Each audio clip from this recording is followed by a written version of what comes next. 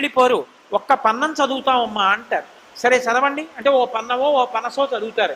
చదివి ఆశీర్వచనం చేసి పెడతారు. బ్రాహ్మణులు ఊరూరా తిరిగి వేదాన్ని చదువుతారు. వేద సభలు జరుగుతాయి. దానివల్ల వర్షం.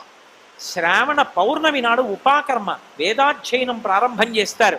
శ్రావణ పౌర్ణమి నాడే యజ్ఞోపవీతాన్ని మార్చి నూతన యజ్ఞోపవీత ధారణ చేసేటప్పుడు గాయత్రీ మంత్రాన్ని 3 రెట్లు చేస్తారు. కనీసంలో కనీసం రోజు 11 మాటలు చేసేవాడు కూడా 33 మాటలు చెయ్యాలి ఆ రోజున. ఎందుకనంటే యజ్ఞోపవీతం తీసి కొత్త ముందు యజ్ఞోపవీతం కొత్తది వేసుకుంటారు. వేసుకున్నప్పుడు చెయ్యాలి. తీసేసి మళ్ళీ పాత యజ్ఞోపవీతాన్ని విడిచిపెట్టేసిన తర్వాత చెయ్యాలి. మళ్ళీ సంధ్యావందనంలో చెయ్యాలి. కాబట్టి రోజు 11 మాటలు చేసేవాడు కూడా 33 మాటలు చేస్తాడు. 3 పూట్ల 1000 మాటలు చేసేవాడు 9000 చేస్తాడు.